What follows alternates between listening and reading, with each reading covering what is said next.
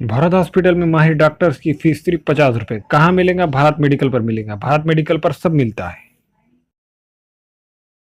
मोहम्मद यूसुफ अतार के फरजान अब्दुल समद के यहाँ मियारी कंपनियों के सीसीटीवी कैमरे जैसे C+ दस्तियाब है। एलईडी लाइट्स, स्काई, TLS और इसके अलावा दूसरी कंपनियों के एलईडी बल्ब दस्तियाब है। हमारा पता है रूबरू मक्का मस्जिद, अफरा कलेक्शन के पीछे, चौक बाजार, नांदेड़। कैसे कर सकेंगे? अल्लाह पाक ने बराबरी के लिए इंसाफ के पेश नजर हमें मौके दिए। शब कद्र दी, पिछली उम्मतों को नहीं दी थी। एक शब कद्र की इबादत आप देख लो, 83 साल 4 माह से जमाना हमने इबादत। आपको पता है इस मुल्क की जो भी हुकूमतें रही, चाहे बरसरे इक़्तिदार में भी तब्दीली की कोशिशें की जा रही है। ऐसे मौके पर हमें क्या करना चाहिए? हम अपनी शरीयत का बका और तहफ़्फ़ुज़, हम अपनी शरीयत पर अमल खुद नहीं करना चाहते। जाहिर बात है कि जब ऐसे हालात होंगे तो फिर यही कहा जाएगा कि दिल के फफोले जल उठे, सीने के दाग से इस घर को आग लग गई है कि हम सरकार के इस कानून को पसंद नहीं करते, वसल्लम के खिलाफ होगा, हमें कतअन मंजूर नहीं। और हमें इस बात का हक है, और ये हक हमें मुल्क के दस्तूर ने दिया है। ऐसे हालात के अंदर हमारी क्या जिम्मेदारी बनती है? हमारी क्या जिम्मेदारी बनती है? आज इसी पर गुफ्तगू करने के लिए हम लोग जमा हुए हैं। मैं आपको ये बताना चाहूंगा कि समाजी तौर पर आप देखो, मजहबी और दीनी तौर पर देखो, हम लोगों में बहुत ज्यादा बिगाड़ आ चुका है। आप अगर देखोगे, एक नमाज का अमल देख लो कि आप मस्जिद में जाकर के अगर आबादी का तनासुब ले लो कि हमारे इस महल्ले में या मस्जिद के कुर्ब जवार में कितने बालिग मर्द रहते हैं, आप उनकी तादाद देख लो, और फिर मस्जिद में नमाज बाजमात में हाजिर रहने वालों की तादाद देख लो, तो आपको अंदाजा होगा कि 100% मुसलमान जिस इलाके में रहते हैं उसमें 5 वक्ता बाजमात नमाज पढ़ने वालों की तादाद 2% भी नहीं। और ये वो सच्चाई है जिसे हमें मान करके, एतराफ करके इसको बदलने की कोशिश करनी होगी।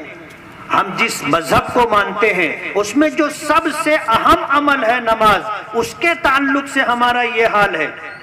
आप अगर देखो, इससे हट करके निकाह को लेकर के, तलाक को लेकर के, विरासत को लेकर के जो मामलात मुसलमानों के दरमियान है, देने वाला ये कहता है कि मैं शरीयत औरियत को नहीं मानता, मैं जिस तरह देना चाहूंगा तुम्हें लेना होगा। और जो लेने वाले होते हैं वो शरीयत की दुहाई देते हैं कि बैठ करके शरीयत के मुताबिक करना है। यानी जो गालिब होता है वो शरीयत को नजरअंदाज करता है, वो इस बात का बरमला इजहार करता है कि मुझे शरीयत के मुताबिक काम नहीं करना है, मुझे शरीयत मंजूर नहीं है। मुफ्तियान किराम से फतवा अगर मालूम करोगे तो मुफ्तियान किराम फतवा यही देंगे कि ऐसा शख्स जो शरीयत को मानने से इनकार कर रहा है और शरीयत की इस तरह तखफीफ और इहानत कर रहा है, वो मुसलमान नहीं है। लेकिन होता यही है कि मुफ्तियान किराम इस स्टेज पर हैं, इनके पास दारुल इफ्ता में फतवा पूछने के लिए वही लोग आते हैं जिनको अपना हक दूसरों से लेना होता है। ऐसा कोई शख्स दारुल इफ्ता में नहीं आता जो आकर के ये कहे कि मेरे वालिद का इंतकाल हो गया है और मुझे मीरास तकसीम करनी है, मैं अपने भाई बहनों पर और वारिसीन के दरमियान मीरास तकसीम करना चाहता हूँ, मुफ्ती साहब आप मुझे बता दे कि किसका क्या हक है और मैं उन्हें क्या दूं। कोई आदमी दारुल इफ्ता में ऐसा नहीं आता, इल्ला माशाअल्लाह किसी के पास आया होगा तो आया होगा। और जो लोग आते भी हैं वो सिर्फ ये मालूम करने के लिए आते हैं कि हमें क्या देना पड़ेगा अगर शरीयत को हम मानेंगे तो। और जब उन्हें ये लगता है कि अगर शरीयत के मुताबिक हम दे देंगे और मीरास तकसीम हो जाएगी तो हमारे पास हमारी उम्मीदों से कम बचेगा, तो वो इनकार कर देता है कि मैं शरीयत को नहीं मानता, मैं शरीयत के मुताबिक किसी को हिस्सा नहीं दूंगा। بیٹھ کر کے گفتگو کر لو, آپس کے سمجھوتے سے جو میں دینا چاہتا ہوں لے لو تو تقسیم ہوگی, ورنہ تم کو جو کرنا ہے کرو. یہ ہے ہماری دینی حالت کہ ہم اپنی شریعت کی پاسداری, ہم اپنی شریعت کا بقا اور تحفظ, ہم اپنی شریعت پر عمل خود نہیں کرنا چاہتے. ظاہر بات ہے کہ جب ایسے حالات ہوں گے تو پھر یہی کہا جائے گا کہ دل کے پھپھولے جل اٹھے سینے کے داغ سے, اس گھر کو آگ لگ گئی گھر کے چراغ سے. حالات کچھ اسی طرح کے کہ ہمارا ایک بہت بڑا طبقہ مسلمانوں کا, وہ خود بھی شریعت پر عمل کرنے کے لیے تیار نہیں ہے.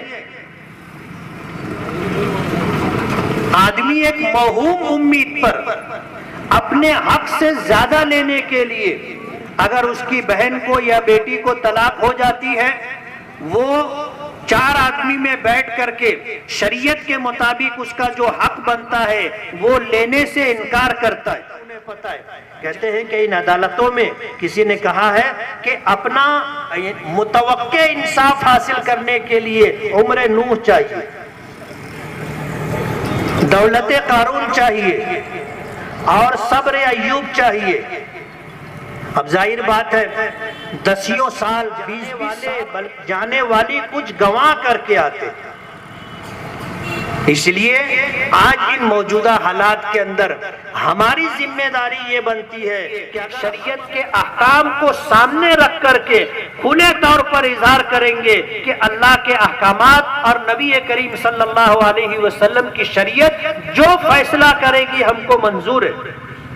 ہمیں وقتی طور پر لگے گا کہ ہماری بے عزتی ہوئی ہے, وقتی طور پر ایسا لگے گا کہ ہمیں سماج کے اندر دھکا لگا ہے, وقتی طور پر ایسا لگے گا کہ ہمارے ساتھ ظلم اور ناانصافی ہو رہی ہے, لیکن اگر ہم نے اللہ اس کے رسول کی شریعت کی پاسداری کرتے ہوئے اس بات کا ہم نے فیصلہ کیا کہ ہم اللہ اس کے رسول کے قانون کے مطابق جو فیصلہ ہوگا چاہے ہمارے لیے نقصان دہ کیوں نہ سمجھ میں آتا ہو, ہم اس بات کو مانیں گے اور شریعت پر عمل کریں گے. ہم میں سے ہر شخص کو اس بات کا فیصلہ کرنا ہوگا. میں آپ کے توسط سے, اور اگر میری یہ آواز میری ماں اور بہنوں تک پہنچ رہی ہے تو میں یہ کہنا چاہوں گا کہ خدا نہ خواستہ اگر کبھی ایسا کوئی موقع آیا تو ہماری ماں اور بہنوں کو آگے بڑھ کر کے اپنے باپ سے, اپنے بھائی سے, اپنے خاندان کے مردوں سے یہ کہنا ہوگا کہ شریعت کے مطابق جو فیصلہ ہے وہ فیصلہ آپ قبول کیجئے. مجھے عدالت کی سیڑھیوں پر نہیں چڑھنا ہے اور مجھے فیصلہ لینے کے لیے اللہ اس کے رسول کے احکامات کو چھوڑ کر کے دنیاوی قانون کا سہارا نہیں لینا ہے.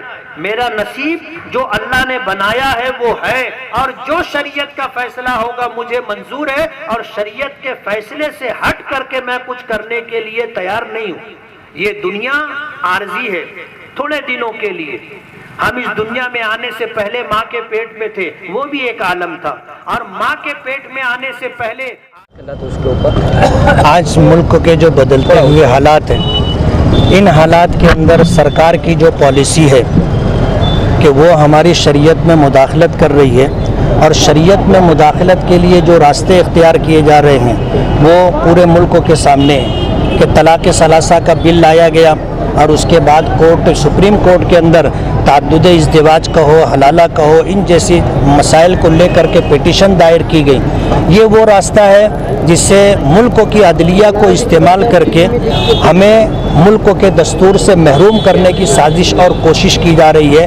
ایسے حالات کے اندر ہم 2 محاذ پر ہمیں لڑنا ہوگا. ایک محاذ تو وہ ہے کہ ہم ملک کے دستور کا, قانون کا سہارا لے کر کے اپنا جو دستوری حق ہے اس کی ہم ڈیمانڈ کریں, اس کو مانگیں. اور دوسری بات یہ کہ تحفظ شریعت کے عنوان سے ہم مسلمانوں کو اس بات کا احساس ہونا چاہیے کہ ہماری شریعت کی حفاظت ہم خود کر سکتے, اور جب تک ہم اپنی شریعت کی حفاظت کے لیے آگے نہیں آئیں گے, اپنے نفع اور نقصان کو نظر انداز نہیں کریں گے, صرف اللہ اس کے رسول کی رضا پیش نظر رکھ کر کے ہم شریعت اور قرآن اور حدیث پر عمل کریں گے, تب جا کر کے ہماری شریعت کی بقا اور تحفظ کا کوئی راستہ نکلے گا.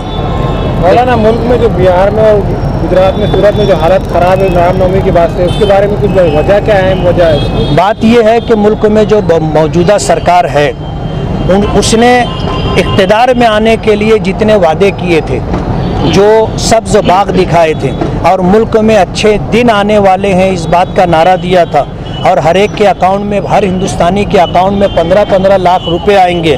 जाहिर बात है आज 4 साल 4.5 साल गुजरने के बाद इस पर किसी दर्जे में अमल नहीं हुआ।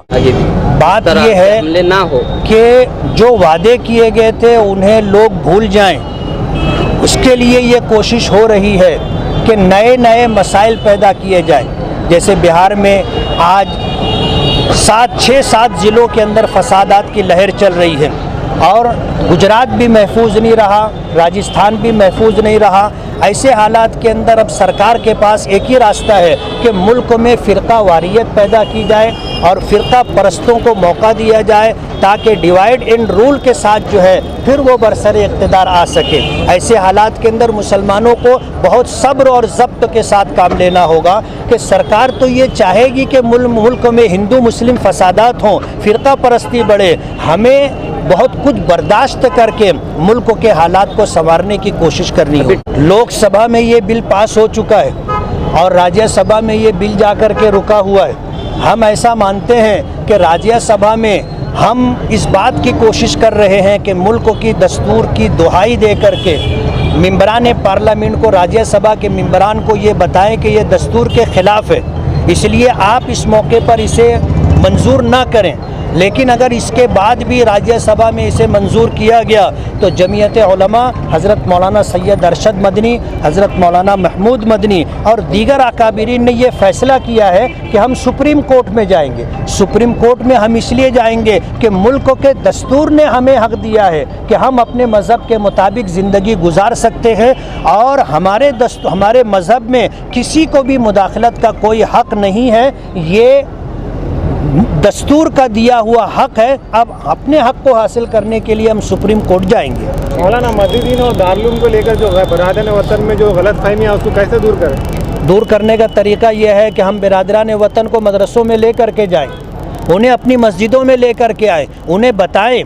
उन्हें यह गलत फहमी है कि हमारी मस्जिदों में अखाड़े होते हैं, हम आने वाले मुसल्लियों को हथियार चलाने की मशक और ट्रेनिंग देते हैं, जबकि ये बात बिल्कुल बेबुनियाद और गलत है। और यही हाल हमारे मदरसों के ताल्लुक़ से भी वो समझते हैं कि मदरसों को माजी में उन्होंने दहशतगर्दी का अड्डा करार दिया था और बाकायदा मदरसों की इंक्वायरी की गई, लेकिन पूरे मुल्क में एक मदरसा भी उनको नहीं मिला जहाँ बच्चों को दहशतगर्दी की तालीम दी जाती हो। मुल्क की वजारत ख़ारिजा को ये ऐलान करना पड़ा कि मुल्क में एक मदरसा भी ऐसा नहीं है जहां दहशतगर्दी की तालीम दी जाती है। शुक्रिया बहुत बहुत। मोहम्मद बशीर अहमद परदेसी के फर्जंद मोहम्मद फारूक अहमद के यहाँ शादी ब्याह और रोज़मर्रा के इस्तेमाल के लिए हर किस्म के हैदराबादी वज़ा के बर्तन दस्तियाब है। एक मरतबा ज़रूर तशरीफ़ लाए। M Farooq and brother medal centre, रूबरू मक्का मस्जिद चौक, बाजार, नांदेड़।